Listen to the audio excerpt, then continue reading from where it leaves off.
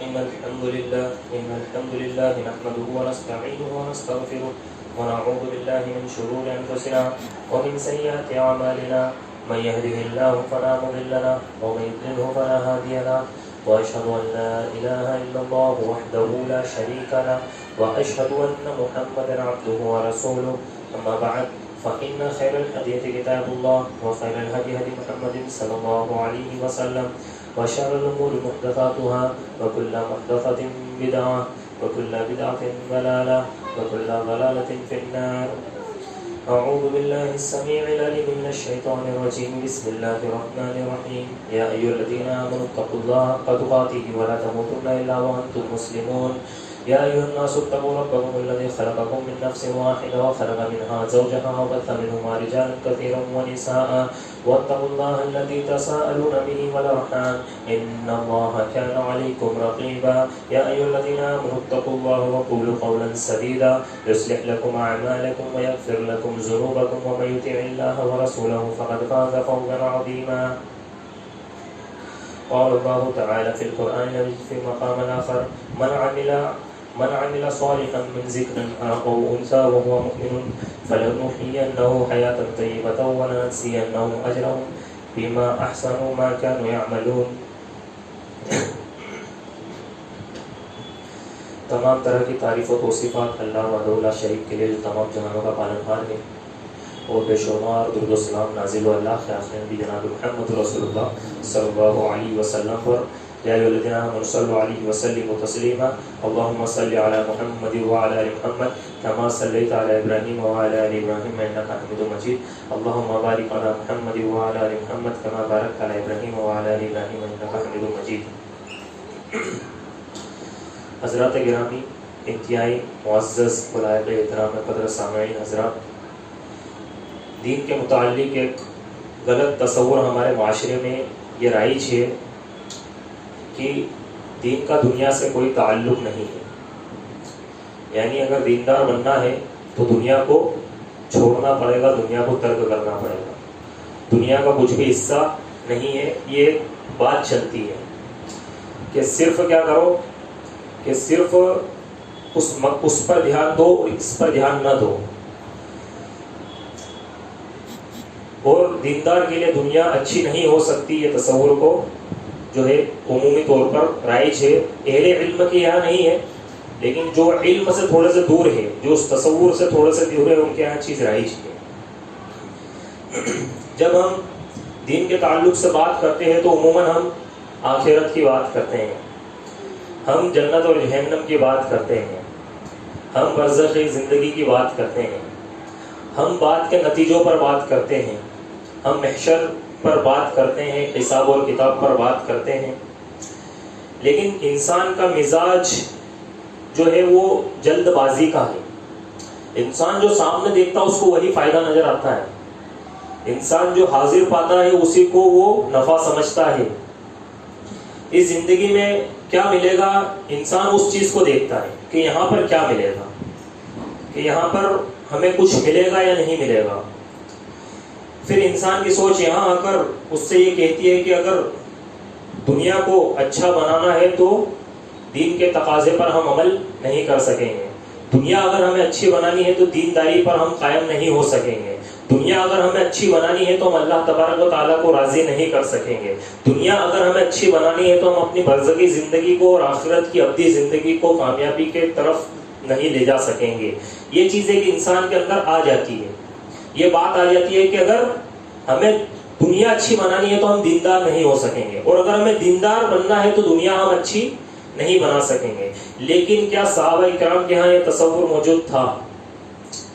اب ہم ذرا اس طرف جاتے ہیں کہ جن کو ہمارے لیے آئیڈیل بنایا گیا، نمونہ بنایا گیا، جنہیں مطلب جو ہے اس امت کے اندر زمین پر بشارت دی گئی جنتوں کی. ان کے اگر آپ دیکھیں گے تو ایک وقت وہ تھا کہ اللہ کے نبی صلی اللہ علیہ وسلم نے فقر و فاقہ میں زندگی گزاری، لیکن ایک وقت وہ بھی آیا کہ اللہ کے نبی صلی اللہ علیہ وسلم کے سامنے بکری کی پوری ران پیش کی گئی اور اللہ کے رسول صلی اللہ علیہ وسلم نے اس کو پوری ران کو کھایا. ایک وقت وہ بھی تھا کہ حضرت عبد الرحمن بن عوف کو مکہ سے اسی طریقے سے لاچارگی کی حالت میں نکال دیا گیا، لیکن ایک وقت وہ بھی آیا کہ عبد الرحمن بن عوف اتنے بڑے تاجر بنے کہ اگر آج ان کی کرنسی کے آج کی کرنسی کے حساب سے اگر جوڑا جائے تو $600 بلین کے وہ اس وقت مالک تھے. کتنے؟ $600 بلین کے اس وقت وہ مالک تھے. تو بعد میں صحابہ کرام نے کیا کیا؟ دنیا کے اندر ایسی تجارتیں کی اور ایسی مثالیں پیش کی. یہ آج تجارت کر رہے ہیں کس کے طریقے ہیں کہ کم مطلب جو ہے منافع پر اس کو بیچ دو, مال کو زیادہ اسٹاک نہیں کرنا, زیادہ دن نہیں رکھنا, جتنی جلدی بیچیں گے اتنی جلدی منافع ہوگا, اور بھی کئی سارے تجارتی اصول جس سے مسلمان دور ہے. وہ کس نے سب یہ تمام چیزیں کس نے دی؟ یہ صحابہ کرام رضوان اللہ علیہ مجمعین کی دین ہے کہ انہوں نے دنیا کے اندر بھی ہمیں دنیاوی چیزوں کے اندر بھی ہمیں بتلایا کہ کس طریقے سے شریعت کی حد میں رہ کر, اسلام کی حد میں رہ کر, اللہ کے نبی صلی اللہ علیہ وسلم کے فرامین کی حد میں رہ کر اور قرآن مجید کی تعلیمات کو سامنے رکھتے ہوئے ہم دنیا کے اندر بھی ان تمام کو پیچھے چھوڑ سکتے ہیں. ہم دنیا کے اندر بھی اعلیٰ مقام پر پہنچ سکتے ہیں. ہم اللہ کو راضی کرتے ہوئے اس دنیا کے اندر بھی سر اٹھا کر جی سکتے ہیں. یہ صحابہ کرام نے ہمارے سامنے تصور کو پیش کیا. اور یہ دین جو ہے, اسلام جو ہے, ہمیں دونوں ہی جہانوں کی کامیابی کی ضمانت دیتا ہے.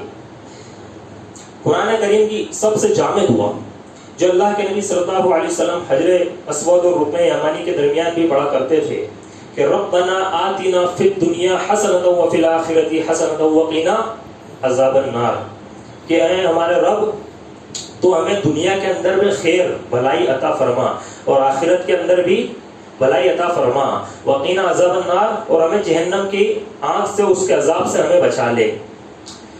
تو یہاں پر آپ دیکھیے کہ سب سے پہلے اللہ کے نبی نے کس کا تذکرہ کیا؟ دنیا کے اندر ہمیں خیر عطا فرما, بھلائی عطا فرما.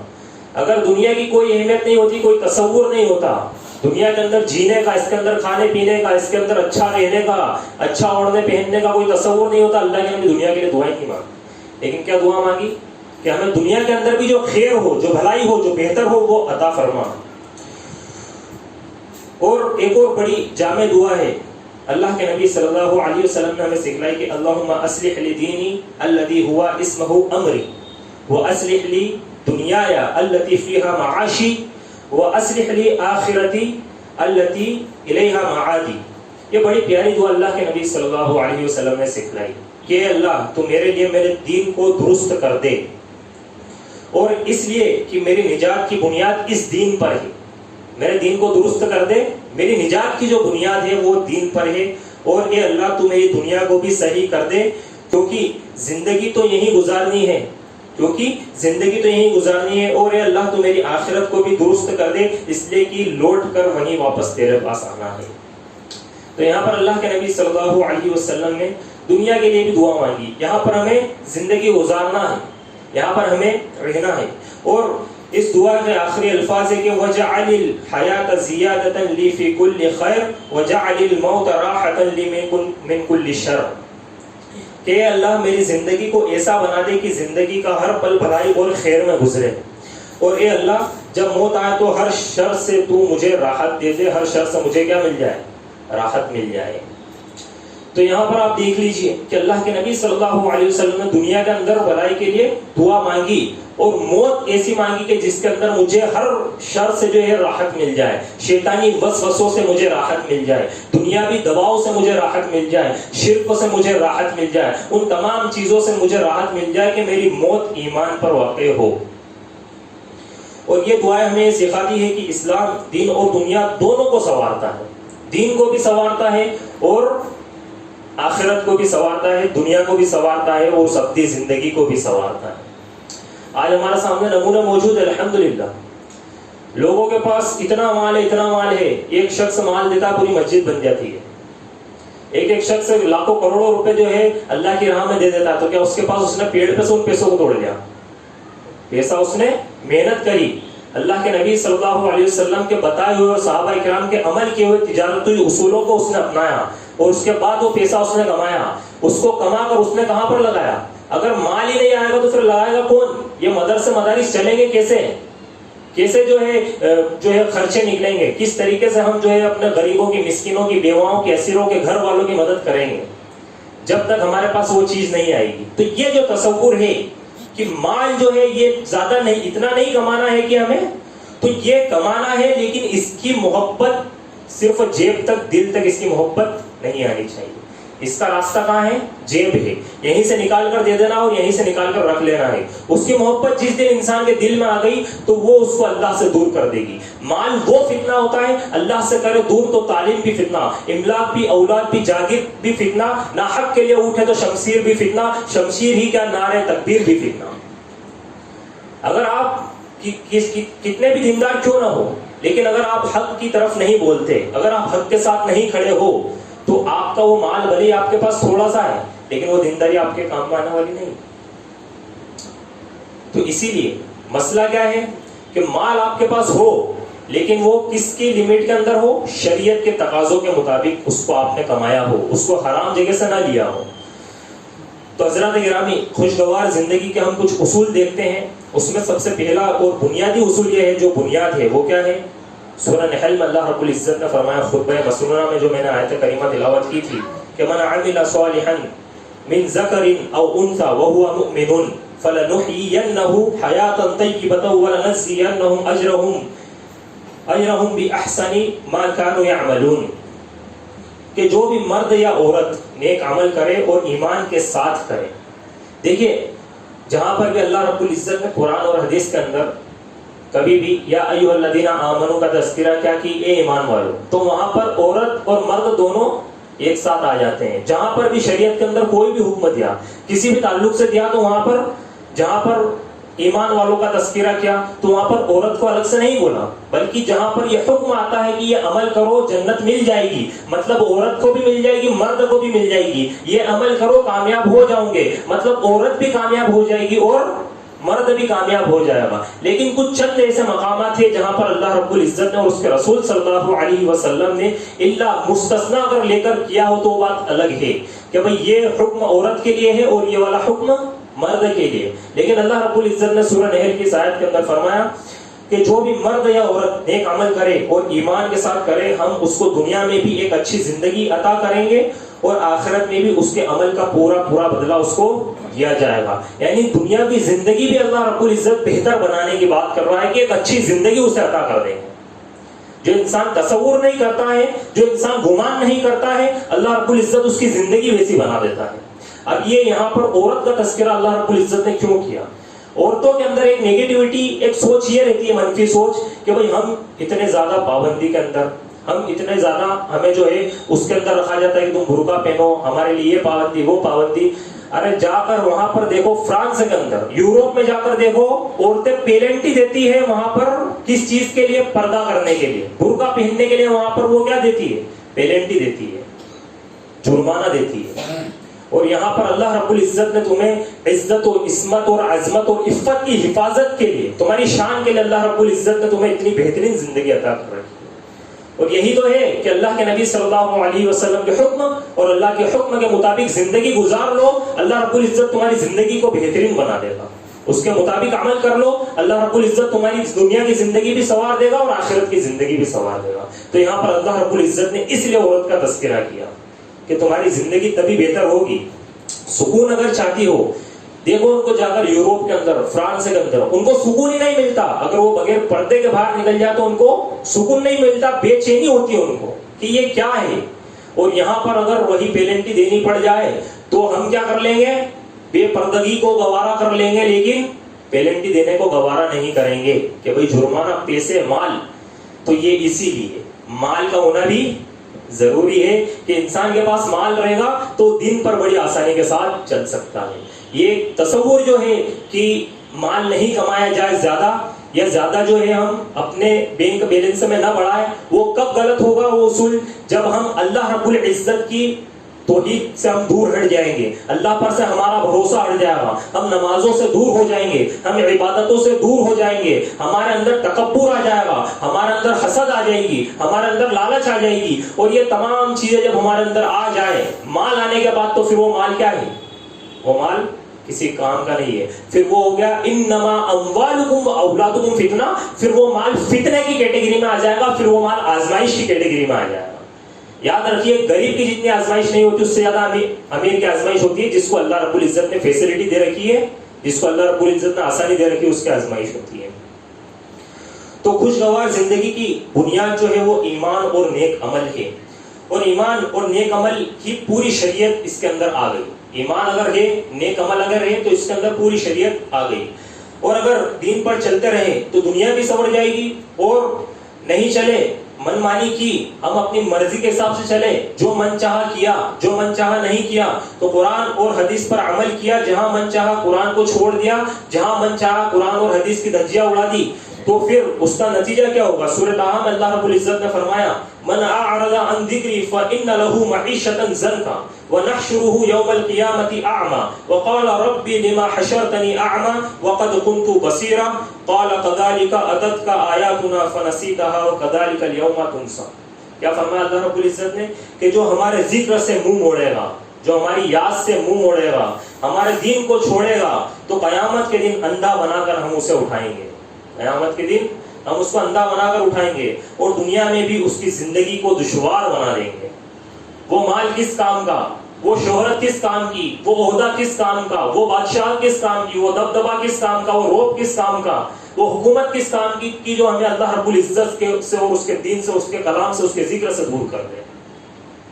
تو یاد رکھیے اللہ رب العزت نے کیا فرمایا, ہم اسے قیامت کے دن اندھا بنا کر اٹھائیں گے. قیامت کے دن اللہ رب العزت اندھا کر دے اور اس کی زندگی کو تنگ کر دے گا, اس کی زندگی کو تنگ کر دے گا, دشوار بنا دے گا. وہ کہے گا اے میرے رب, میں دنیا میں دیکھا کرتا تھا, آج میں اندھا کیوں بنا کر اٹھایا گیا, آج مجھے اندھا کس سبب کر دیا گیا. اللہ کہے گا ہماری آیتیں تیرے سامنے پڑھی جاتی تھی, ہمارا ذکر تیرے سامنے کیا جاتا تھا, تو اس کو اندھا, تو اس وقت اندھا بن جاتا تھا, تو اس وقت اس کو دیکھتا نہیں تھا, سنتا نہیں تھا, سمجھتے بوجھتے تو اندھا بن جاتا تھا. تو یہ ہمارے سامنے اللہ رب العزت نے تمام طرح کے پہلو رکھ دیے. ایک انسان کو اللہ رب العزت نے فطرت سلیم پہ پیدا کیا, عقل سلیم پر پیدا کیا, اور وہ اس فطرت سلیم پر پیدا کر کے اسے ایسے ہی نہیں چھوڑ دیا, بلکہ اس کی ہدایت اور رہنمائی کے لیے اللہ رب العزت نے قرآن مجید کو نازل کیا. اور وہ یعلمہم الکتاب والحکمہ کے تحت اللہ کے نبی صلی اللہ علیہ وسلم نے اس کتاب کو ہمیں حکمت کے ساتھ سکھایا. تو یہ اللہ رب العزت نے ہمارے لیے بڑے آسان راستے کر دیے. تو حق دیکھ کر اللہ رب العزت کہے گا, حق دیکھ کر تو نے نظر انداز کیا, جا آج ہم تجھے نظر انداز کر دیں گے, آج ہم تجھے بلا دیں گے. اور جسے اللہ نظر انداز کر دے گا اس کا کیا عالم ہوگا, اس کا کیا حشر ہوگا, ذرا آپ سوچئے. تو یہ جو پہلا بنیادی اصول ہے وہ یہ ہے کہ ایمان اور عمل کے ساتھ ہم زندگی کو گزاریں, ہماری زندگی خوشگوار بن جائے گی. دوسرا اصول یہ ہے کہ جو 5 وقت کی آوازیں آتی ہیں, حی علی الصلاۃ, حی علی الفلاح, یہ جو مؤذن ہمیں بلاتا ہے, نماز جو ہے تمام پرابلم سے کی سولوشن ہے, تمام مصیبتوں کا حل ہے. یہ ہمیں کامیاب, حی علی الفلاح, آؤ کامیابی کی طرف. جتنا اللہ سجدے میں بندے کے قریب ہوتا ہے, اور جتنا اللہ رب العزت سجدے میں بندے کی دعا کو سنتا ہے, اتنا کسی بھی کیفیت میں اللہ رب العزت بندے کے قریب نہیں ہوتا, اور اس کی دعا کو اللہ رب العزت اتنا قریب سے نہیں سنتا.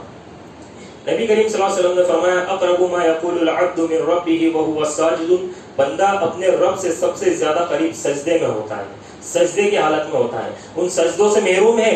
مال بھلے لاکھوں کروڑوں کا آ رہا ہے, وہ مال فائدہ مند نہیں آ رہا ہے, لیکن ان سجدوں میں آپ اللہ کے قریب ہے, ان سجدوں میں آپ نے اللہ سے رشتہ جوڑا, ناتا جوڑا, تو اللہ رب العزت آپ کی دعاؤں کو قبول بھی کرے گا, اللہ رب العزت آپ کو نیک توفیق بھی دے گا. اس کے بعد لاکھوں کروڑوں اربوں روپے ملیں گے تو اللہ کی رضا شامل حال رہے گی, اور آپ دینداری پر قائم رہیں گے. بھلے آپ پھر مرسڈیز میں گھومیے, آپ کے پاس 50 بڑی بڑی کاریں ہو, آپ کے پاس بینگلو ہو, آپ کے پاس کتنا ہی مال کیوں نہ ہو, اگر یہ سجدے کی توفیق ہے اور سجدے میں آپ اللہ رب العزت سے قرب حاصل کرتے ہیں, اس کے بعد اگر یہ تمام چیزیں ہیں تو یہ نعمت ہے. نہیں تو اگر سجدے چھوڑ کر مال ہے تو وہ زحمت ہے. سجدے چھوڑ کر مال ہے تو وہ آپ کے لیے کیا ہے, وہ ہمارے لیے زحمت ہے.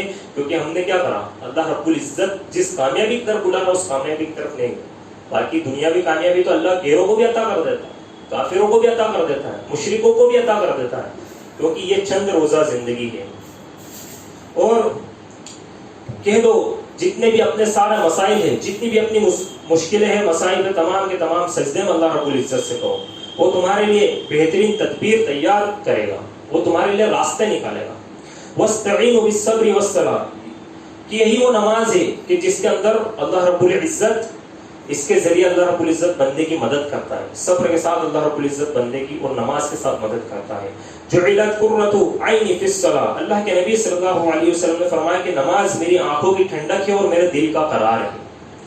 تو دوسرا جو پوائنٹ ہے اپنی زندگی کو خوشگوار اور کامیاب بنانے کا، وہ کیا ہے؟ نماز. کہ نماز کو قائم کرو. تیسرا یہ ہے کہ تقوی کو پیدا کرو. تقوی اپنے اندر لے کر آنا پڑے گا، تقوی کو پیدا کرنا پڑے گا. اللہ کا ایسا ڈر جو غلط اور حرام سے ہمیں روک کر اس سے دور کر کر حلال اور اچھی بات کی طرف لے جائے، اسے بولتے ہیں تقوی. اور اگر تقوی ہماری زندگی میں آ گیا تو اللہ رب العزت نے کیا فرمایا؟ اللہ رب العزت نے کہا کہ وہ تمہارے لیے برکتوں کے دروازے کھول دے گا. آج مال ہے، ہمارے پاس بہت مال ہے لیکن برکت نہیں ہے، تو یہی تو بات آ رہی ہے کہ ہم اللہ رب العزت کے قریب نہیں. سورہ اعراف میں اللہ رب العزت نے فرمایا وَلَوْ أَنَّ أَهْلَ الْقُرَىٰ آمَنُوا وَاتَّقَوْا لَفَتَحْنَا عَلَيْهِمْ بَرَكَاتٍ مِّنَ السَّمَاءِ وَالْأَرْضِ، کہ میرے بندو اگر تم ایمان لے آؤ اور تقوی اختیار کر لو، ہم زمین و آسمان کی برکتوں کے دروازے تمہارے اوپر کھول دیں گے. انفرادی اور اجتماعی جتنے بھی مسائل ہیں ان سب کی وجہ یہی ہے کہ آج ہمارے اندر تقوی نہیں ہے، آج ہمارے اندر ڈر نہیں ہے. اللہ رب العزت کا جیسا تقوی موجود ہونا چاہیے ویسا نہیں ہے. وَمَن يَتَّقِ اللَّهَ يَجْعَل لَّهُ مَخْرَجًا وَيَرْزُقْهُ مِنْ حَيْثُ لَا يَحْتَسِبُ، کہ جو اللہ سے ڈرے گا اللہ ضرور اس کے لیے کوئی نہ کوئی راستہ نکال دے گا. آپ چاہے انفرادی طور پر پریشان ہو یا اجتماعی طور پر پریشان ہو، اگر تقوی آ گیا اللہ رب العزت راستہ نکال دے گا. وَمَن يَتَّقِ اللَّهَ يَجْعَل لَّهُ مَخْرَجًا وَيَرْزُقْهُ مِنْ حَيْثُ لَا يَحْتَسِبُ، اور اس کو ایسی جگہ سے روزی عطا کرے گا جس کا اس کو گمان بھی نہیں ہے، جس کا وہ سوچ بھی نہیں سکتا کہ اللہ رب العزت مجھے اس جگہ سے روزی عطا کر سکتا ہے. تو جو تیسرا پوائنٹ ہے وہ ہے تقوی. جس دن ہم نے تقوی اپنی زندگی کے اندر اختیار کر لیا ہماری زندگی خوشحال بننا شروع ہو جائے گی. چوتھا یہ ہے کہ انسان ہے تو ظاہر سی بات ہے کہ گناہ ہوں گے، وہ خطا و نسیان کا مجموعہ ہے. تو خطا ہے تو انسان ہے اور انسان ہے تو خطا ہے. انسان گناہ کرتا ہے، غلطیاں کرتا ہے، اور اپنے دامن میں عیب کے ان دھبوں کو توبہ کے ذریعے سے صاف کرو. اللہ رب العزت سے استغفار کرو. توبہ و استغفار کرنے سے بھی اللہ تعالیٰ زندگی کو خوشگوار بنا دے گا. اللہ نے فرمایا وَمَا كَانَ اللَّهُ يُعَذِّبَهُمْ يَسْتَغْفِرُونَ، کہ اگر تم استغفار کرو گے تو ہم تمہیں عذاب نہیں دیں گے. حضرت نوح علیہ السلام نے اپنی قوم سے کہا کہ فَقُلْتُ اسْتَغْفِرُوا رَبَّكُمْ إِنَّهُ كَانَ غَفَّارًا وَيُرْسِلِ السَّمَاءَ عَلَيْكُمْ مِدْرَارًا وَيُمْدِدْكُمْ بِأَمْوَالٍ وَبَنِينَ وَيَجْعَلْ لَكُمْ جَنَّاتٍ وَيَجْعَلْ لَكُمْ أَنْهَارًا. انہوں نے کہا کہ استغفار کرو، اللہ سے توبہ کرو، اس سے ڈرو، اللہ تمہیں بارش دے گا، تمہارے اوپر بارش نازل فرمائے گا. اللہ رب العزت تمہیں اولاد دے گا، اللہ رب العزت تمہیں باغات دے گا، اللہ رب العزت تمہیں دولتیں دے گا، سب کچھ دے گا اللہ تبارک و تعالی. کب دے گا؟ جب ہم اللہ رب العزت سے استغفار کریں گے، توبہ کریں گے. ہمارے دن گزر جاتے ہیں، ہماری راتیں گزر جاتی ہیں، ہم کتنا اللہ رب العزت سے توبہ و استغفار کرتے ہیں. اللہ کے نبی صلی اللہ علیہ وسلم معصوم عن الخطا ہونے کے باوجود سینکڑوں مرتبہ ایک دن کے اندر توبہ و استغفار کیا کرتے تھے، اور آج ہمارے دن رات توبہ و استغفار سے خالی ہے. تو اور پھر اس کے بعد ہم برکتوں کی امید کرتے ہیں، مال و دولت کی امید کرتے ہیں. اللہ رب العزت نے کہا کرو تو صحیح استغفار، تمہیں مال و دولت دوں گا. کب ملے گی مال و دولت؟ جب ہم استغفار کریں گے. کب ملے گی اولاد؟ جب ہم استغفار کریں گے. کب آئے گی بارش رحمت کی؟ جب ہم استغفار کریں گے. سورہ ہود میں اللہ نے فرمایا کہ اللہ تعالیٰ سے استغفار کرو ثم توبوا الیہ، پھر اس سے توبہ کرو. یمتعکم متاعا حسنا الی اجل مسمی، اللہ تعالیٰ تمہاری زندگی میں بہترین دولتوں سے نوازے گا، بہترین سامانوں سے تمہیں اللہ رب العزت زندگی کے اندر نوازے گا. اور جس چیز کے لیے اللہ رب العزت نے خیر کا تذکرہ کیا، بہتر کہہ دیا، تو پھر وہ والی روزی نفاق سے پاک ہوگی، وہ والی روزی تکبر سے پاک ہوگی، وہ والی روزی ریا سے پاک ہوگی، وہ والی روزی دوسروں کے اوپر ظالمانہ جو ہے دباؤ ڈالنے سے پاک ہوگی، وہ والی روزی دوسروں پر حسد کرنے سے پاک ہوگی، وہ والی روزی کے اندر لالچ نہیں ہوگا کہ اتنی مل گئی اور مل جائے گی، بلکہ اس روزی کے اندر برکت ہوگی، وہ روزی خیر والی روزی، کیونکہ اللہ رب العزت نے کہا کہ تمہیں بہترین مالوں سے نوازے گا. تو چوتھا جو اصول ہے اپنی زندگی کو کامیاب بنانے کا وہ کیا ہے؟ توبہ و استغفار کرنا. پانچواں اصول کہ ہم اللہ تبارک و تعالیٰ سے دعائیں کریں، ہم اللہ رب العزت سے مانگیں، اس سے دعائیں کریں، اس لیے کہ خوشحالی کی ساری کنجی اللہ رب العزت کے پاس ہے. اس کے علاوہ کوئی دعاؤں کو نہیں سنتا، اس بات کو آپ یاد رکھ لیجیے. کوئی بھی دعاؤں کو اس کے علاوہ نہیں سنتا ہے. سننے والا کون ہے؟ اور یہ اللہ رب العزت نے کچھ موقع ایسے دے دیا دنیا کے اندر. اللہ رب العزت جو ہمیں سیلابوں کے ذریعے سے، آندھیوں کے ذریعے سے، طوفانوں کے ذریعے سے، وباؤں کے ذریعے سے، بیماریوں کے ذریعے سے، غربت کے ذریعے سے ہمیں تنبیہ کرتا، آگاہ کرتا ہے، اس کے اندر اللہ رب العزت ہمیں پیغام دیتا ہے کہ سننے والی ذات صرف اللہ رب العزت کی ہے، اس کے علاوہ کوئی سننے والا نہیں ہے. تو اللہ رب العزت سے دعائیں کرے. خوشحالی کی ساری کنجیاں اللہ رب العزت کے پاس ہے. اور میرے رب کی شان تو یہ ہے کہ اگر اس کی بارگاہ میں ہاتھ اٹھایا جائے تو اسے حیا آتی ہے کہ اس ہاتھ کو اللہ رب العزت خالی لوٹا دے. صحیح ابن ماجہ کی روایت ہے، نبی کریم صلی اللہ علیہ وسلم نے فرمایا ان اللہ حی کریم یستحی اذا رفع الرجل یدیہ یردها صفرا خاطبین. اللہ کے نبی صلی اللہ علیہ وسلم نے فرمایا کہ اللہ تعالیٰ حیا والا ہے، کرم والا ہے، اور جب بندہ اللہ تعالیٰ کی بارگاہ میں ہاتھ اٹھاتا ہے، جب ایک بندہ اللہ رب العزت کی بارگاہ میں ہاتھ اٹھاتا ہے تو اپنے بندے کے ہاتھ کو خالی لوٹاتے ہوئے اللہ تبارک و تعالیٰ کو حیا آتی ہے، اس کو شرم آتی ہے کہ اس کے ہاتھ کو واپس لوٹا دے. ہمارے ہاتھ اٹھتے ہی نہیں دعاؤں کے لیے، ہم نہیں مانگتے اللہ رب العزت سے دعائیں. تو اللہ رب العزت سے دعا کرو، اس سے مانگو. ابو داؤد کی روایت ہے اللہم رحمتک ارجو فلا تکلنی الی نفسی طرفۃ عینی واصلح لی شأنی کلی. اللہ کے نبی صلی اللہ علیہ وسلم یہ دعا کیا کرتے تھے کہ اے اللہ تیری ہے رحمت کی امید ہے مجھے، اے اللہ مجھے پلک جھپکنے کے برابر بھی اپنے نفس کے حوالے نہ کرنا. کیا فرمایا اللہ کے نبی نے کہ اللہ تیری رحمت کی امید ہے مجھے، اور اے اللہ پلک جھپکنے کے برابر بھی مجھے میرے نفس کے حوالے مت کر، اور اے اللہ میرے تمام مسائل کو حل کر دے. یہ دعا اللہ کے نبی صلی اللہ علیہ وسلم کر رہے ہیں. امام کائنات ہونے کے باوجود، رحمت للعالمین ہونے کے باوجود اللہ کے نبی صلی اللہ علیہ وسلم کہہ رہے ہیں کہ پلک جھپکنے کے برابر بھی مجھے اپنے نفس کے حوالے مت کرنا. اور آج ہم کیا ہے دعا کرتے ہیں، بلکہ ہمارا دار و مدار تمام کا تمام اسبابوں پر ہے، ہمارا دار و مدار تمام کا تمام اپنے نفس پر ہے. ہم اپنے نفس کے حساب سے چلتے، اللہ کے قانون کے حساب سے نہیں چلتے، اس کے قرآن کے حساب سے نہیں چلتے.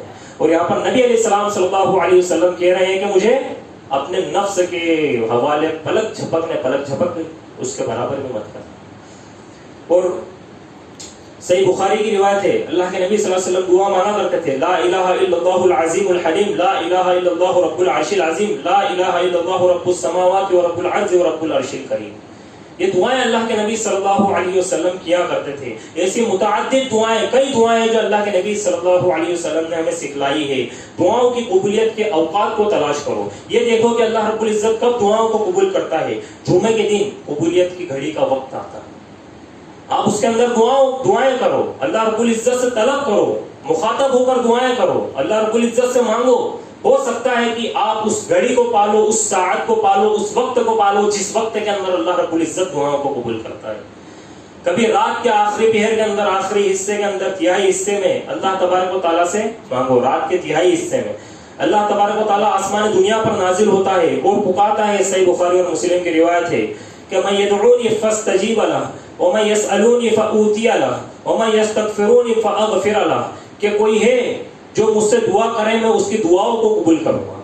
اللہ آتا رات کو آسمان دنیا پر اور کہتا ہے کہ کوئی ہے کہ جو مجھ سے دعا کرے میں اس کی دعاؤں کو قبول کروں گا. لوگ ہزاروں کلومیٹر سفر کر کے چلے جاتے ہیں، یہاں پر اللہ رب العزت خود دعاؤں کو سننے کے لیے، قبول کرنے کے لیے آتا ہے. اور پھر بھی لوگ نہیں مانتے. پتہ نہیں کس چیز کے غفلت کے پردے ان کی آنکھوں کے اوپر تاری ہوئے ہیں کہ اس رب عرش الکریم کے ساتھ، اس ذوالجلال والاکرام کے ساتھ وہ شرک کرتے ہیں، اور وہ اللہ کے ساتھ کھلم کھلا شرک کرتے ہیں. اس کے ساتھ اس کے دین کے اندر، اس کی توحید کے اندر شرک کو ملا دیتے ہیں، اس کی توحید کے ساتھ وہ بدعت کو ملا دیتے ہیں، اور اس کے بعد یہ سوچتے ہیں کہ ہماری نجات کے لیے ہی ذریعہ کافی ہے. جبکہ اللہ رب العزت کہہ رہا ہے کہ ادعونی استجب لکم، مجھے پکارو میں تمہاری پکار کو قبول کروں گا. تو اللہ کے علاوہ کوئی جواب دے سکتا ہے؟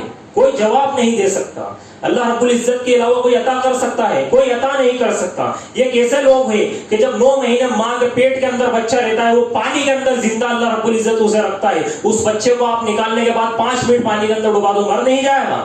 اور وہ اللہ رب العزت ہے جس نے 9 مہینے ماں کے پیٹ کے اندر ایک بچے کی پرورش کری، اسے کھلایا پلایا. جیسے ہی وہ باہر آتا ہے، وہ فلاں بابا کا دھاگا، فلاں بابا کا دھاگا اس کے سر پر، اس کی گردن پر، اس کے ہاتھ پر، اس کے پیر پر تعویذ و تعویذ لٹکا دیتے. بچے سے بھاری تعویذ ہو جاتا کہ اللہ رب العزت کی ذات کے ساتھ ناشکری نہیں ہے. اسی لیے تو کہا ان الشرک لظلم عظیم، کہ شرک سے بھاری کوئی گناہ نہیں. آؤ تو صحیح ایک بار زمین کے اندر، آؤ تو صحیح ایک بار قیامت کے دن ہمارے پاس، پھر ہم دونوں بتائیں گے کہ کتنا بھاری گناہ تھا. کہ ان اللہ لا یغفر ان یشرک بہ ویغفر ما دون ذلک لمن یشاء، کہ اللہ رب العزت جسے چاہے گا اسے معاف کر دے گا، جسے چاہے گا اسے بخش دے گا، لیکن ایک مشرک کو وہ کبھی معاف نہیں کرے گا اگر شرک پر اس کی موت واقع ہو۔ صرف ہم کس لیے؟ خاندانی دباؤ کی وجہ سے، لوگ کیا کہیں گے اس وجہ سے، جات برادری خاندان یہ سب کیا کہیں گے اس وجہ سے، بڑا بھائی ناراض ہو جائے گا، فلاں پھپھو ناراض ہو جائے گی، ارے وہ بڑے سخت ہے، ارے یہ بڑے سخت ہے۔ اس چیز کی وجہ سے ہم حق کو کا اقرار کرنے سے چک جاتے ہیں، ہم اس کا اقرار نہیں کرتے، اس ذات کو بھول جاتے ہیں کہ جس ذات نے تمہیں اتنا بڑا کر دیا پال پوس کر۔ ذرا یاد کرو ان لوگوں کو، دیکھو جن کے پاس جو ہے اللہ رب العزت نے ان کو بنایا ہے، لیکن ان کے ہاتھ پیر نہیں، تمہیں ہاتھ پیر کس نے دیے؟ وہ جا کر اگر کسی اور کی چوکھٹ پر زندگی بھر سر رگڑ کر مر جائے گا، اس کے ہاتھ پیر آ جائیں گے کیا؟ اللہ رب العزت کی ذات ہر چیز پر قادر ہے، وہی ہر چیز پر قدرت رکھتی ہے، اور اللہ رب العزت ہی سننے والا ہے۔ وہ آسمان دنیا پر آتا ہے، کہتا ہے کوئی ہے جو مجھ سے دعا کرے میں اس کی دعا کو قبول کروں گا، کون ہے جو مجھ سے مانگے میں اس کو دوں گا، میں اس کو عطا کروں گا، کون ہے جو مجھ سے مغفرت طلب کرے میں اس کی مغفرت کروں گا، میں اس کو معاف کر دوں گا۔ اللہ رب العزت آپ کو خود آ کر جو ہے آپ سے مخاطب ہو رہا ہے، تو اللہ رب العزت سے دعائیں کرو، اس سے مانگو۔ جو لوگ گمراہی میں ملوث ہیں ان کے لیے ہدایت کی دعا مانگو۔ کیا ہم نے کبھی کسی کا نام لے کر دعا مانگی؟ اللہ کے نبی صلی اللہ علیہ وسلم بول رہے ہیں کہ اللہ 2 عمر میں سے ایک عمر ہمیں عطا کر دینا، اور اللہ رب العزت نے دعا کو قبول کیا، اور کون سے عمر عطا کیے؟ عمر فاروق رضی اللہ تعالیٰ عنہ، اللہ تبارک و تعالیٰ نے اسلام کو عطا کر دی، جو کہ بعد میں جا کر ایک شمشیر بنے۔ تو ہم دعائیں کریں، ہاتھ اٹھا کر ان لوگوں کے نام لے جو گمراہ ہو گئے ہیں۔ ایسے نہیں کہ صرف ہم یہ بولتے رہے کہ ارے فلاں تو ایسا ہے، یہ ایسا ہے، میرا وہ رشتہ دار ایسا ہے، وہ ایسا کرتا ہے، وہ شرک کرتا ہے۔ ارے آپ یہ زندگی بھر بھی بولتے رہو گے تو اس سے کوئی فرق پڑنے والا نہیں ہے۔ آپ ہاتھ اٹھا کر اللہ رب العزت سے دعا کرو گے کہ اللہ رب العزت اس کو تو شرک سے دور کر دے، اس کو تو بدعت کی گمراہیوں سے دور کر دے، اس کو تو ہدایت کی طرف لے کر آ جا، یا اللہ رب العزت تو فلاں کو ہدایت دے دے، تو فلاں کو ہدایت دے دے، اس کو تو دین کے اندر شامل کر دے، یا اللہ رب العزت ان کو شرک کی گمراہیوں سے بچا لے، توحید کے اجالوں کی طرف لے کر آ جا۔ اللہ رب العزت آپ کی دعا کو قبول کرے گا۔ اور کیا فرمایا اللہ تبارک و تعالیٰ کہ جب بندہ مجھے میرے سامنے ہاتھ پھیلاتا ہے، جب مجھ سے طلب کرتا ہے، مجھے شرم آتی ہے کہ میں اس کے ہاتھ کو خالی لوٹا دوں، شرم آتی ہے، اللہ رب العزت کو حیا آتی ہے۔ تو ہاتھ تو اٹھائیے، ہم نے کبھی ہاتھ اٹھایا ان لوگوں کے لیے جو گمراہ ہے؟ اسی لیے ہاتھ اٹھا کر اللہ سے دعا کیجیے۔ اگر ایک ایک شخص ہاتھ اٹھا کر نام لے کر دعا کرے گا کہ اللہ رب العزت قبول کرنے والا نہیں ہے، کہ اللہ رب العزت ہدایت دینے والا نہیں ہے۔ اور جو چھٹا اصول ہے وہ یہ ہے کہ زندگی میں ڈپریشن ہے، بے چینی ہے، زندگی میں ایک انسان پریشان ہے، مصیبت کے اندر ہے، تو خوشحال زندگی کا جو چھٹا اصول ہے وہ یہ ہے کہ ان تمام چیزوں کا جو سولوشن ہے وہ ہے اللہ کا ذکر۔ آج نوجوان پریشان ہیں، ڈپریشن کے اندر رہتے ہیں، وہ مصیبتوں کے اندر الجھے ہوئے ہیں، پریشانیوں کے اندر الجھے ہوئے ہیں، ان کا مائنڈ کام نہیں کرتا، سر دکھتا رہتا ہے، کیا کریں کیا نہیں کریں۔ اور پھر وہ کیا کرتے ہیں؟ وہ موسیقی لگاتے ہیں، وہ گانے لگاتے ہیں، وہ میوزک لگاتے ہیں، اور اس کے اندر سکون کو تلاش کرتے ہیں کہ یہاں پر کیا ملے گا؟ سکون ملے گا۔ 50 گانے، 100 گانے، 200، 300 پورے دن بھر سن جاتے ہیں، ایسی جگہ جا کر بیٹھ جاتے ہیں، یہاں ان کو لگتا ہے کوئی نہیں دیکھ رہا، لیکن اللہ از واچنگ یو آلویز، اللہ آپ کو ہمیشہ دیکھ رہا ہے، اس کو پتا آپ کیا کر رہا ہو۔ لیکن وہ سکون کی تلاش میں کیا ہوتا ہے؟ وہ سنگیت کے اندر، گانوں کے اندر، میوزک کے اندر اس کو سکون کو تلاش کرتا ہے۔ لیکن اللہ کی قسم آپ زندگی بھر گانے سن لیجئے، زندگی بھر سارے میوزک سن لیجئے، اس آواز کو سن لیجئے جس آواز کو پوری دنیا کے اندر ریکارڈ مل گیا، آپ کو قیامت تک سکون نہیں مل سکتا اگر آپ اس چیز کے اندر سکون ڈھونڈ رہے ہیں۔ کیونکہ قرآن میں اللہ رب العزت نے بتا دیا کہ اللہ بذکر اللہ تطمئن القلوب، اللہ کا تذکرہ اللہ نے کیا کہ خبردار دلوں کو سکون تو اللہ کے ذکر ہی سے ملتا ہے، اس کے علاوہ کسی چیز سے تمہارے دلوں کو سکون نہیں ملنے والا ہے۔ اور مقلب القلوب کون ہے؟ دلوں کا بنانے والا کون ہے؟ اللہ رب العزت ہے، اسی نے آگاہ کر دیا، بات ہی ختم ہو گئی۔ اب کوئی شخص کوئی برانڈ بناتا ہے، کوئی چیز بناتا ہے، اور اس کا ٹولس اسی کے پاس ہے، اس کا جو اس کے اندر فٹ ہوگی وہ چیز اسی کے پاس ہے، وہ مشین اسی کے پاس ہے۔ ہم یہ سوچیں کہ یار یہ والی مشین اس کے اندر فٹ ہو جائے، وہ ہو سکتی ہے؟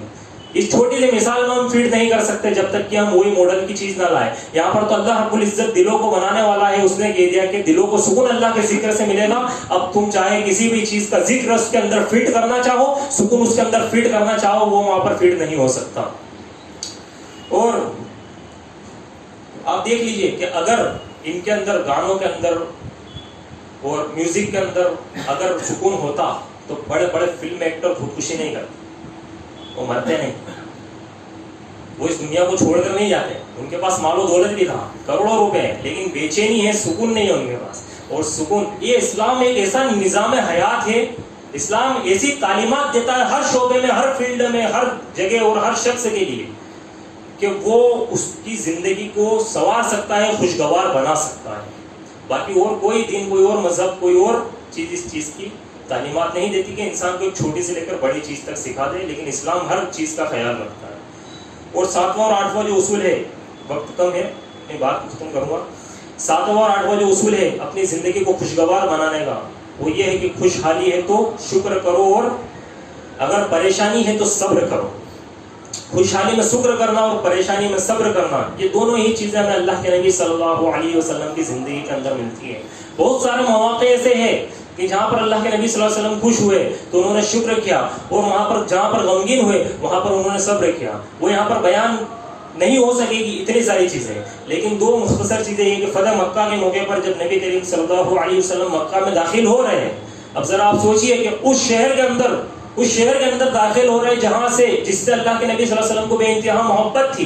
جب وہاں سے اللہ کے نبی ہجرت کر کے جا رہے تھے تو کہہ کر گئے تھے کہ یہ مکہ میں تجھ سے شدید محبت کرتا ہوں کہ اگر یہ لوگ مجھے یہاں سے نہ نکالتے تو میں کبھی یہاں سے نہیں نکلتا, اگر یہ لوگ مجھے یہاں سے نکلنے پر مجبور نہیں کرتے. اللہ کے نبی صلی اللہ علیہ وسلم اتنی جو اس سے محبت کیا کرتے تھے, اس شہر مکہ سے جہاں سے صحابہ کرام کو بڑی تکلیفوں کے ساتھ جو ہے ہجرت کرنی پڑی, وہاں پر بڑے تکلیف, ان کو پریشانیاں برداشت کرنی پڑی, ان کے اوپر بڑے بڑے ستم وہاں پر ڈھائے گئے, کسی کے اوپر پتھر رکھے گئے, چٹیل میدان میں لیٹا دیا گیا, کسی کو جو ہے کیا بولتے اس کو چڑھائی کے اندر لپیٹ کر اس کے اندر دھواں دیا گیا, تو کسی کے نیزہ مار دیا گیا شرمگاہ کی جگہ پر. ان صحابہ کرام کو جب مکہ سے نکالا گیا تھا, ذرا اس عالم کو یاد کرو. اور اللہ کے نبی صلی اللہ علیہ وسلم اس شہر کو فتح کرنے جا رہے ہیں, ابھی مکہ کے اندر داخل ہو رہے ہیں, اور اللہ کے نبی صلی اللہ علیہ وسلم, ظاہر ہے کہ بہت خوشی کا موقع ہے, لیکن اللہ کے نبی کی زبان پر اللہ کی حمد و ثنا کے کلمات ہے. اگر کوئی اور تکبر کرنے والا راجا ہوتا یا بادشاہ ہوتا تو وہ اپنے سینے کو چوڑا کر کے, اپنی آواز کو بلند کر کے وہاں پر داخل ہوتا, اور تمام کو حکم دیتا ختم کر دو ان کو, کیونکہ یہاں پر تمام قاتلان حمزہ اور تمام قاتلان صحابہ یہاں پر موجود ہے. ستم کرنے والے لوگ یہاں پر موجود ہے, جن لوگوں نے ہمارے اوپر مصیبتوں کے پہاڑ ڈالے وہ لوگ یہاں پر موجود ہے, جن لوگوں نے ہمارے ساتھ ذرا بھی ملاحظہ نہیں کیا وہ لوگ ہمارے یہاں پر موجود ہے, تمام کو ختم کر دو. لیکن اللہ کے نبی صلی اللہ علیہ وسلم نے کیا کہا, الیوم یوم المرحمہ, کہ آج رحم و کرم کا دن ہے, جاؤ تم تمام کو معاف کیا جاتا ہے.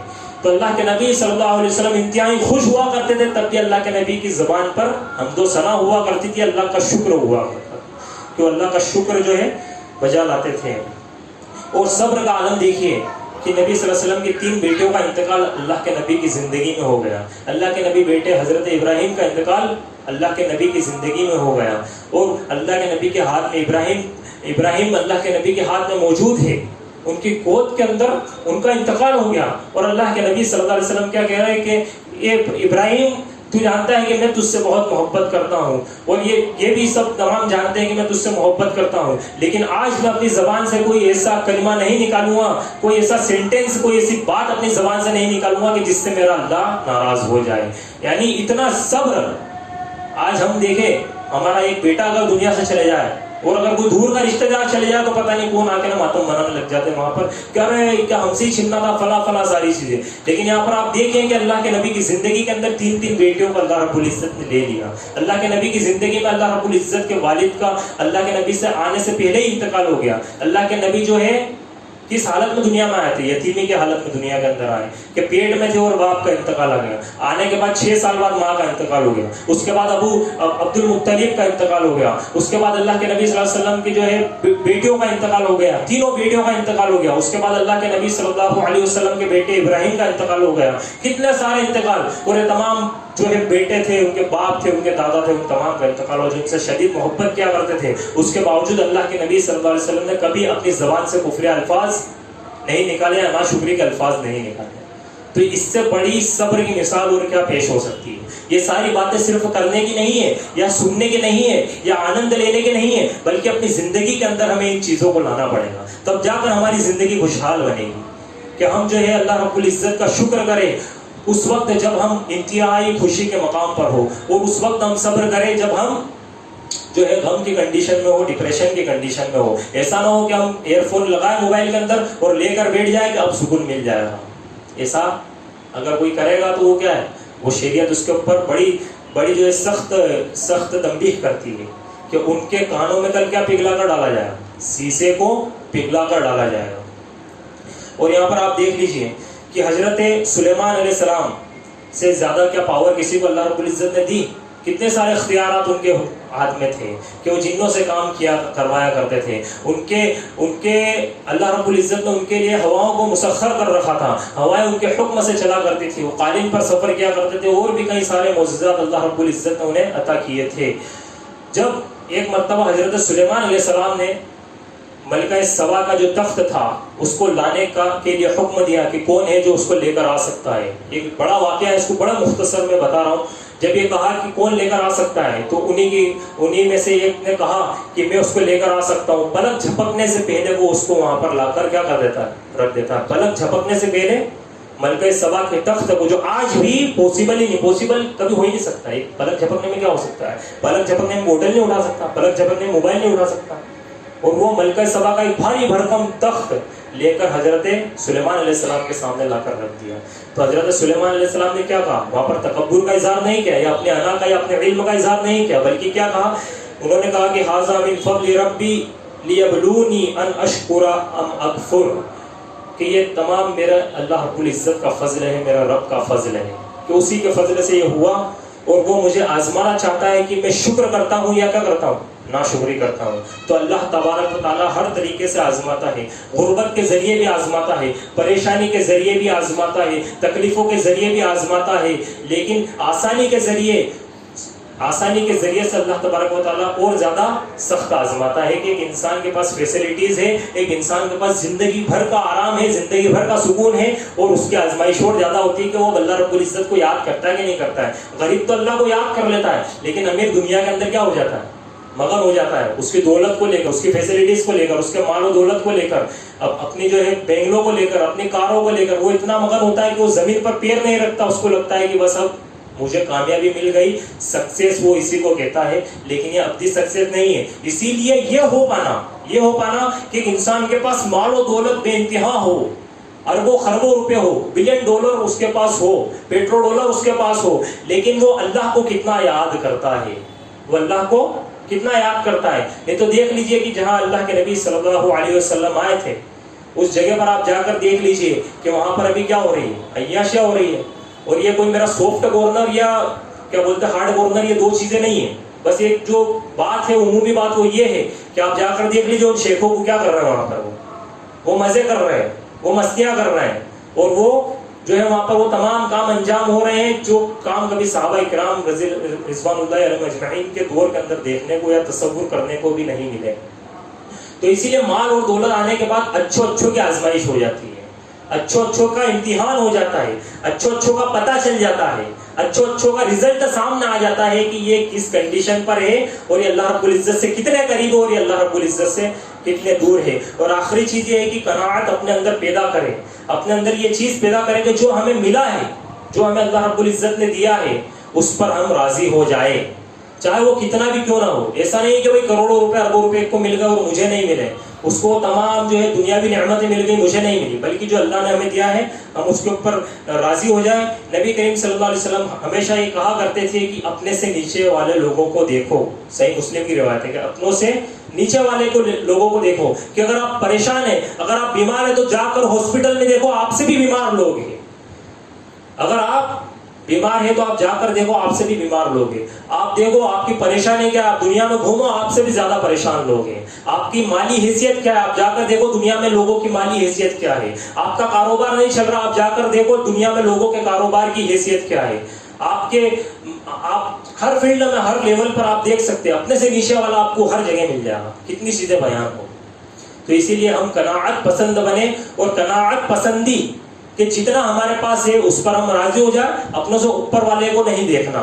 جہاں آپ نے یہ دیکھنا شروع کرا کہ بھائی اس کے پاس اتنے ارب ہے اور میرے پاس تو صرف اتنا ہے, اس کے پاس فلاں گاڑی ہے, میرے پاس یہ والی گاڑی ہے, اس کے پاس اتنی بڑی دکان ہے, میرے پاس اتنی بڑی دکان ہے, اس کا بینک کا بیلنس اتنا ہے, میرا بینک کا بیلنس اتنا ہے, چاہے وہ کسی بھی لحاظ سے کیوں نہ ہو. جب انسان اس پر آ جاتا ہے چاہے وہ دوسرے کی بیوی کیوں نہ دیکھ لے کہ بھائی اس کی بیوی اتنی خوبصورت ہے، میری اتنی خوبصورت کیوں نہیں ہے. تو یہ قناعت پسندی نہیں ہے، بلکہ ایک انسان کی حسد ہے، کینہ ہے، بغض ہے.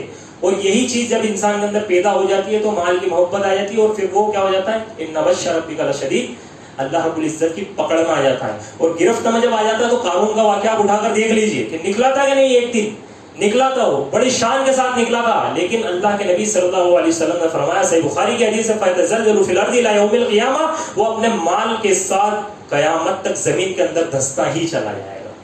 کیا ہو جائے گا؟ وہ زمین میں دھستا ہی چلا جائے گا. کیا کہا تھا انہوں نے کہ یہ مجھے میرے ٹیلنٹ کی بنا پر ملا ہے، مجھے میرے علم کی بنا پر ملا ہے. تکبر اس کو بھی تھا، اللہ رب العزت نے اس کا یہ حشر کر دیا. تو اللہ رب العزت کل بھی اس بات پر قادر تھا، آج بھی اس بات پر قادر ہے. اللہ رب العزت جس طریقے سے چاہے کہ انسان کو عزت دے سکتا ہے، اور جس طریقے سے چاہے کہ انسان کو ذلیل کر سکتا ہے. اللہ رب العزت کا وَتُعِزُّ مَن تَشَاءُ وَتُذِلُّ مَن تَشَاءُ.